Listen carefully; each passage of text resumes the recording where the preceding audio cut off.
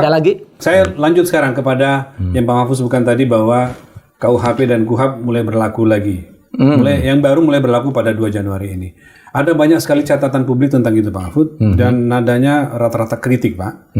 Rata-rata kritik entah itu dari kalangan kampus, dari kalangan aktivis, ada pakar hukum pidana, ada aktivis ya mengatakan ada 2 hal yang saya catat Pak. Nomor 1 bahwa pasal-pasal ini banyak sekali yang karet dan mencederai kebebasan berekspresi atau berkumpul. Lalu juga ada soal ketidaksiapan ya aparat penegak hukum di lapangan kalau ini sekarang sudah jalan dan itu dikhawatirkan akan memunculkan masalah nanti. Gimana Pak Mahfud melihat?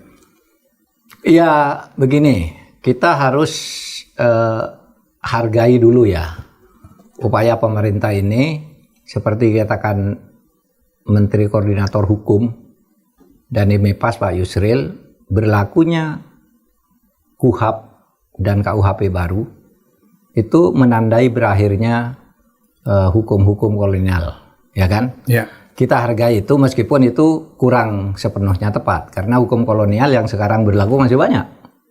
KUH Perdata misalnya, kan kolonial masih sekarang. KUH Dagang misalnya. Lalu ada ICW, Indische Contabiliteit Wet, hukum keuangan negara. Dasarnya kan masih Belanda-Belanda semua. Masalah keamanan di berbagai daerah itu banyak stadblat masih pakai yang lama. Jadi tidak otomatis menghentikan hukum kolonial ini ya? Kolonial. Tapi kalau di bidang hukum pidana Pak Yusril benar. Artinya kita harus sambut baik berlakunya KUHP dan KUHAP itu. Gitu ya. Karena misalnya KUHP, itu bayangkan Mas Rizal dibentuk panitianya itu untuk melaksanakan politik hukum nasional. Politik hukum nasional itu kan mengatakan begini, selama belum ada undang-undang yang baru sesuai dengan undang-undang dasar ini, maka berlaku hukum lama. Nah, hukum lama ini kan harus dicoret di dalam politik hukum nasional kita.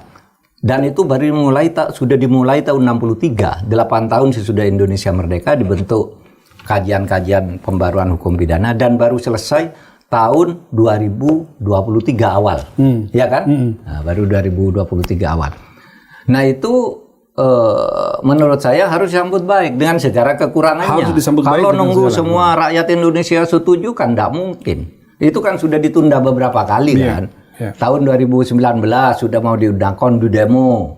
Sebelum itu tahun 2017 di demo lagi karena ada soal LGBT, tunda. 2019 sudah final, ditunda lagi. 2023 harus diundangkan dengan segala kekurangannya. Artinya dengan segala risiko pemerintah mengambil ini untuk memberlakukan gitu. Harus diacungi jempol. Berhasil. Yang sudah